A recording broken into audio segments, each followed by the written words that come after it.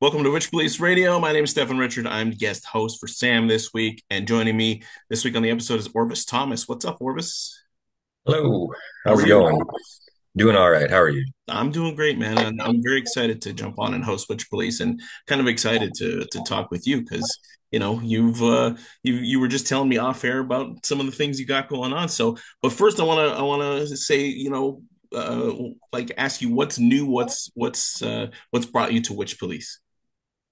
I've put out a four-song EP recently with under the name Orvis, which is the rock band that I play with. That's myself, Mark Bannister, and Houston Hill. It's a rock power trio. With the recording, it was just myself and Mark, as well as somebody contributed synth on one track. But live, it is the power trio. That's cool. That's cool, man. So like what goes in because and forgive me if there's listeners that are regular listeners, but like what goes into to making a four-song EP? We um, back like I've recorded with Mark at his home studio before, and then I've been also been regularly recording at Studio 23 in St. Anne, and I've loved both processes, but it was wanting to bring Mark over to Studio 23 to do some tracks there. Mark had said that it was fun for him to just play the drums and not have to worry about engineering, which was really fun for both of us because we play so well together. And normally in his home studio, we were kind of playing, then he'd get up, have to go to the computer, set stuff up again, then go back to the drums. Whereas this time around, we could just kind of play together and bounce ideas off of each other really quickly, having somebody else behind the board. Very interesting, man, because you mentioned something about being able to play really well with someone else.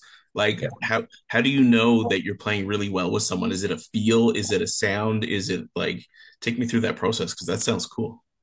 Um, when Mark and I played together with Houston, like the three of us were in a band together before, and our chemistry was always like really there.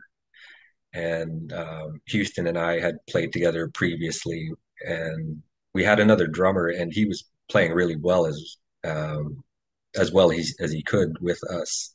But I think when we got Mark, it kind of pushed it like over the top, and we knew we had like a really good band between the three of us. Yeah, and like you mentioned the like the power trio. Are you comfortable playing just in like a three-piece band, or have you had experience going like bigger, going like five-piece, or like playing with like a big like orchestra style, like maybe high school band or something like that? Do you have any experience like that? With the country band that I play with, at its biggest, it was a seven-piece band, and that band is called Orvis and His Higher Guns, which is Higher guns, which is kind of a play on words. Get it? So that included drums, bass, acoustic guitar, electric guitar, pedal steel, fiddle, and keys. So that Interesting. was a pretty big band. Yeah, and like what do you prefer? Do you prefer like the ability to just rely on two people, or do you like the sound and the flow of that bigger unit? The bigger unit is one like when it's really working, the big unit will just kind of go through the songs uh, like just like the record basically, because that's what everybody um, that's what we're kind of telling each other, like just do it like the record. If you're Mm, kind of wondering where you should take it, just refer to the record. Whereas with the power trio, there's more room to kind of branch out yeah. and kind of improvise in the moment. Whereas with a bigger band, you're kind of like right on the straight and narrow. Yeah, yeah. And like I think about like if you see a movie and you see like a jazz band, let's say, and they're all playing like one's playing the bass, one's playing this like the drums, one's playing a bass guitar, or one's playing, this, one's playing that. And then the ability to like improvise like that, is that something that you are passionate about when it comes to your music, the ability to just like free flow? Yeah, depending, and like it really depends on the song. like if it's a really simple song, then you could kind of improvise easily, whereas a song with like maybe seven parts to get through could be tough to improvise because you got to know which section to get back into. But it can be done. Like with the country band, all of the guys are really adept soloists. So if it is a really simple country song, they could, stretch it out for like a full 10 minutes. And that's actually something that we did one time because I had to do an outfit change during one show. So I ran back uh, into the green room, changed my outfit, came back out, and they were still going. So that was pretty cool. Yes, yeah. I mean, that's got to be a cool feeling to be able to like immerse yourself in and out of like something that's just like flowing like that, like something improvisational. That Yeah. sounds pretty. Sounds like a wild experience. I want to know more about the EP. Is it an EP, LP, Yes. EP. EP? Okay, I want to make sure I got that right. Tell me more about the EP. You said 4 tracks. How did you write all four? What are what are the meat and potatoes of all four of those tracks? With um with the songs, like in a lot of bands that I was in, I feel like we always got kind of really precious about our writing. So it would always be like ideas that were maybe decades old, even like maybe even like 2 decades old for some ideas, which I've kind of hinted at in a lot of stuff I've put out recently. But with this EP, I wanted it to be like all new stuff. So it is songs that I've written this year and recorded. Um, Most of them kind of they didn't take very long to write. Some of the lyrics I kind of fleshed out as well in the studio. Some of the parts were written there as opposed to like when the initial spark for the idea came. Um, I There's one track that's called Planet Girls that's on the EP. There's a kind of a breakdown solo section, and that was really just I was wanting to see if I could still play kind of like metal riffs. And so I had a drum machine going and some earphones, and I was just kind of working on my technique. And I thought this could be a song, and I wanted to integrate it into the new stuff that I was writing, and it just happened to fit with the song that became Planet Girls, which was kind of like more of a like a 145 pop kind of song. But just because the guitar part that I'd written was heavy on the heavier side, so I kind of transposed the key to kind of match it, which kind of it's the heaviest song on the album technically, but it's also kind of the poppiest at the same time. So there was kind of a juxtaposition as well between like the metal and then kind of the poppier verse and chorus. So melding like pop and metal sounds like the craziest fusion ever. Um, like when you mention metal riffs, do you Yeah. have like a metal background? Not necessarily. Like my favorite band was Collective Soul, and still is. I seen them last year at the Region Event Center, and like they're still kicking ass. Yeah. Like their first real album was the Blue Album, I think in '95, and that had like a whole bunch of different kind of style of songs on it. Like there was the straight up radio rock songs, and then there's like ballads and acoustic songs, and then they also went heavier too. Like some of the songs were like River Flows. That's more of like a chugging kind of metal riff, but it's not like uh, as far as like death metal or Yeah. that kind of. Yeah, yeah. It's No, not I going was that far. yeah, I was curious. Maybe, maybe you had something up your sleeve that I wasn't aware of. But that's cool, man, because like it's such a cliche to say that I love all kinds of music, but I really do. Like I mentioned, jazz earlier. Like I love listening to something that's like improvisational like that. And mind you, I don't seek it out as much as the next person would, but when I hear it, there's something about it that just makes it incredible. You know what I mean? Do you have Like a specific genre maybe that you don't play or you don't dabble in that you really take inspiration from? Um, I think I've pretty much crossed into everything that I enjoy. Like the EP, the Love in Vain EP that I put out last year, we delved into some trap beats for like one song, Cool. and then I put out an EP that was kind of self-titled and that had some jazz as well and some country stuff. Um, I don't think I've necessarily put out anything very punk, but I do enjoy listening to pretty much anything. I'll Nice. usually listen to the opposite of whatever I'm working on. Okay. So if it's country, then I'll listen to like metal or R&B or something, Right, right. and vice versa. Yeah, that's cool. I get it too because kind of keep the palate fresh. And they like when I hear like comedians on podcasts talking about not wanting to watch other comedy because it kind of like melds their comedy and they don't want any other voices involved. They just kind of want their own flow. You know what I mean? Is that kind of the idea that you're going for, just to kind of stay away from, you know, maybe taking too much inspiration from someone? Um, usually it's just because my ears need a break from whatever I'm working on. Okay. I definitely would. I think I do take as much inspiration as I can from whatever I'm trying to go for. So, because a lot of times it's like recording, it's like everything in the kitchen sink as like what you could throw at a song just to see what'll work usually. Yeah. And even if that means kind of pilfering my favorite artist, then that's kind of what it takes, you know.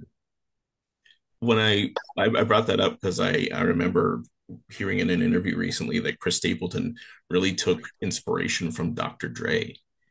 Nice. And I thought that was so interesting is that, if you listen to Stapleton, I don't hear any Dr. Dre, but he seems to have channeled something from, learning whatever from Dr. Dre into his Yeah, it music.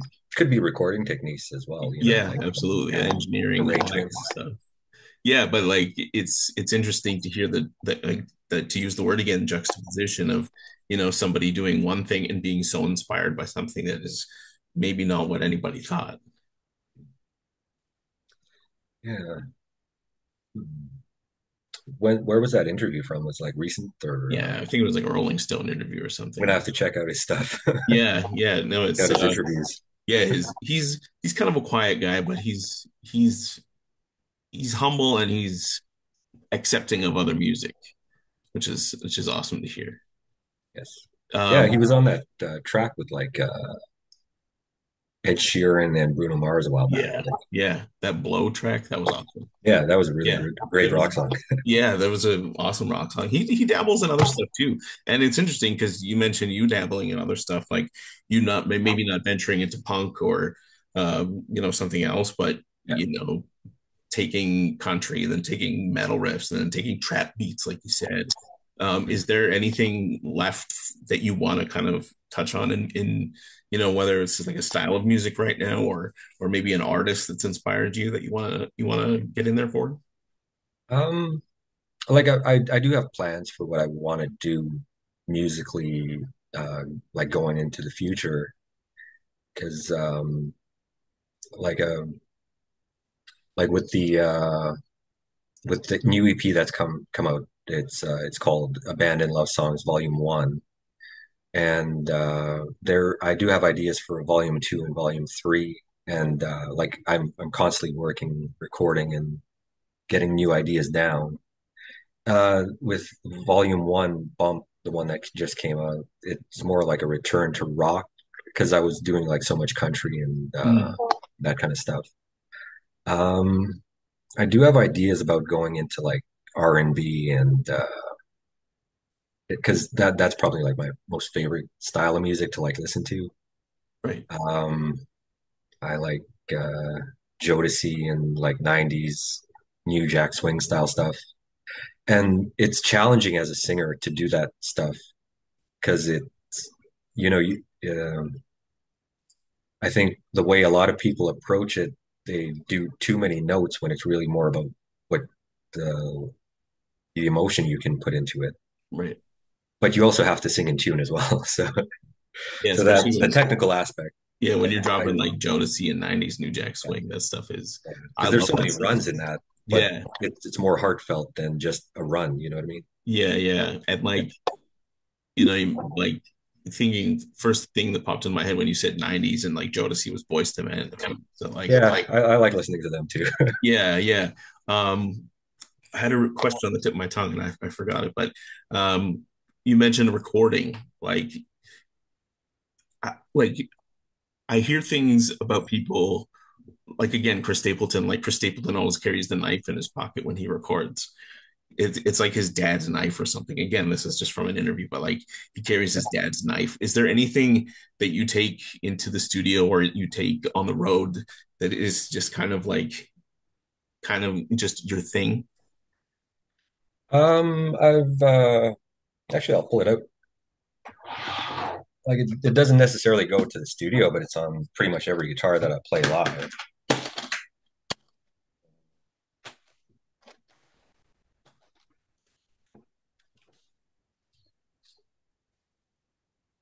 So this, Ah, um, yes.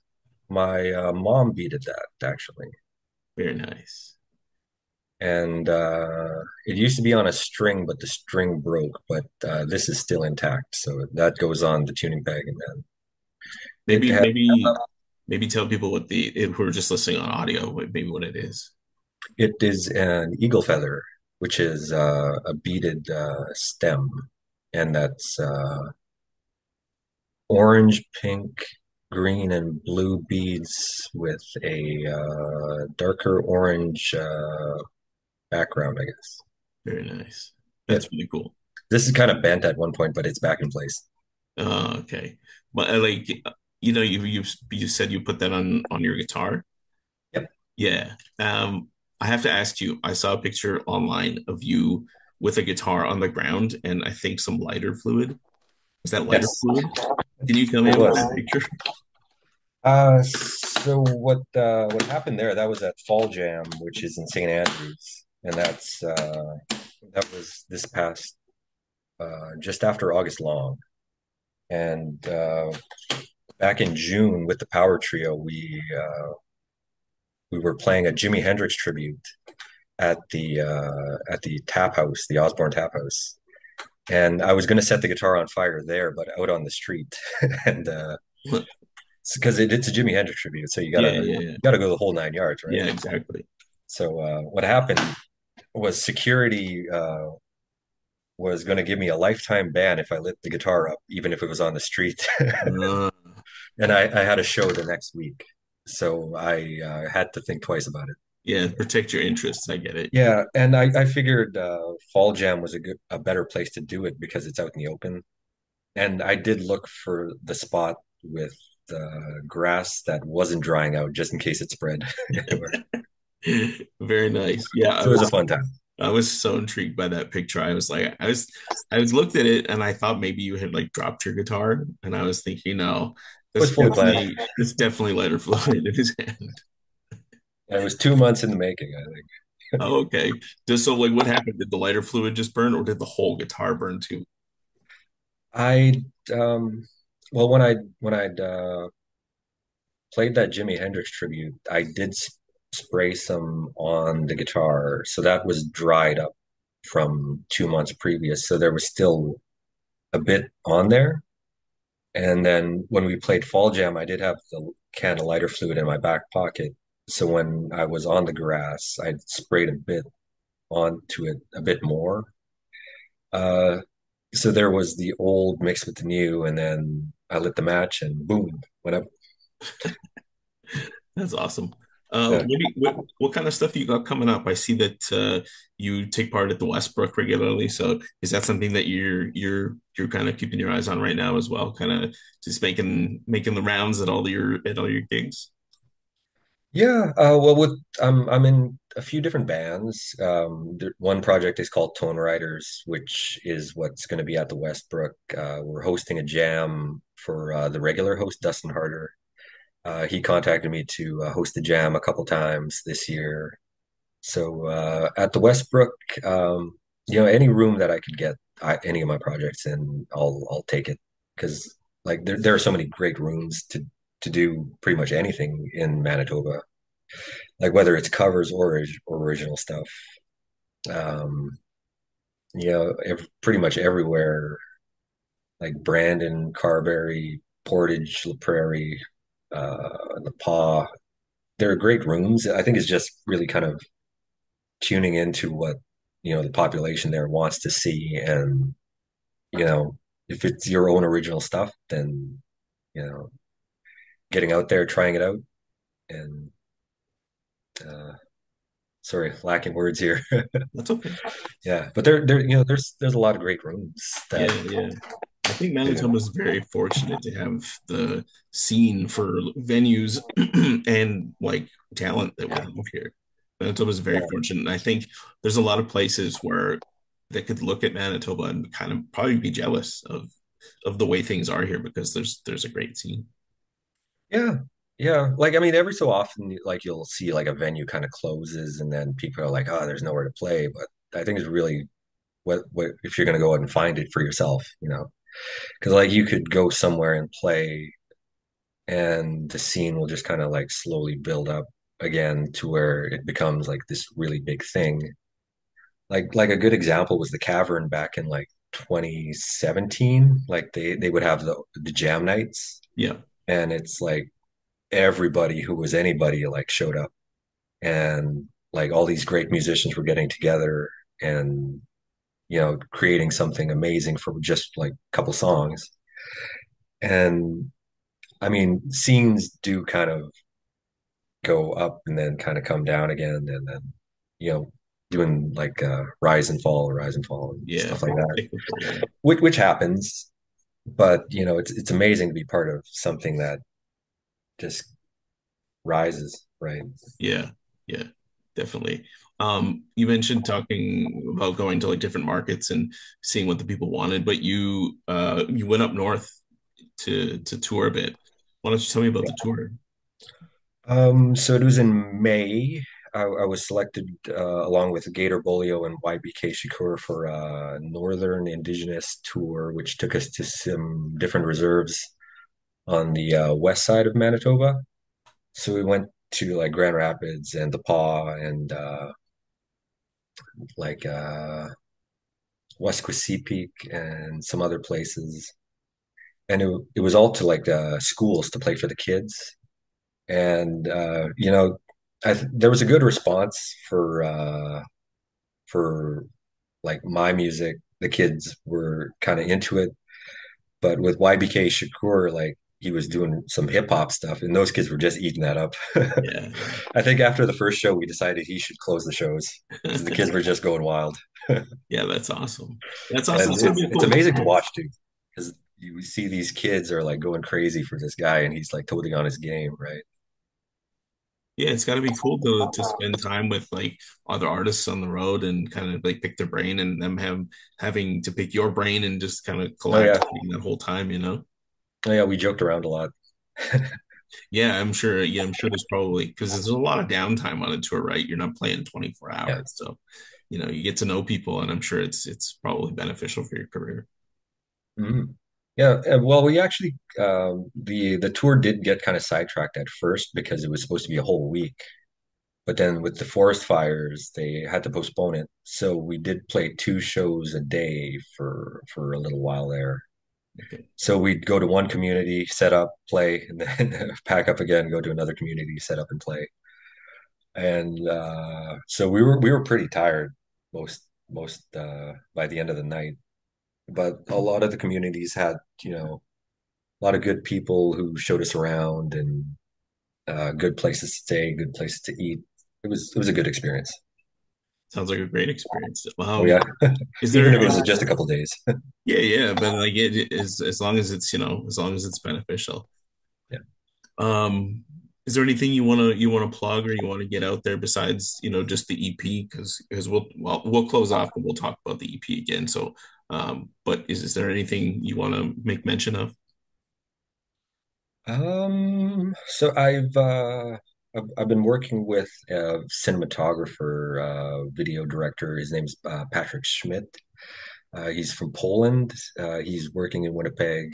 We did a video for my song Wonderful back in December, and we worked on a lyric video for an Orvis and his Higher Guns song called Rich White Woman, which we put out. It's just some live footage from Hilltop Resort, and I love Patrick's work. You know, he gets like really cool images, and he edits his videos together really well. And if anybody out there wants to do a video with him, he's always open. That's cool. Yeah. There you go, free resource if you're listening. Again, the EP, what's it called? This one is called Abandoned Love Songs Volume 1 Bump. Bump. There you go. Where can people find it? You can find it anywhere you stream music. If I can, I will definitely be grouping all of the volumes together once I get them released, and I'll have a CD for sale possibly next year. Nice. Physical media. Sam would love physical Yeah, media. maybe even cassettes. There you go. Physical media and get a Yeah. cassette to Sam Thompson of Witchpolice Radio, and he'll love you forever. Yes. I Orvis, still got to send him one actually. yeah, thanks for your time though, man. I appreciate it. And let's get the word out there on your EP and maybe, when the physical cassettes come around, call Sam up and get back on the show. Yes. All right, man. All right. Thank you. Thank you very much. Awesome.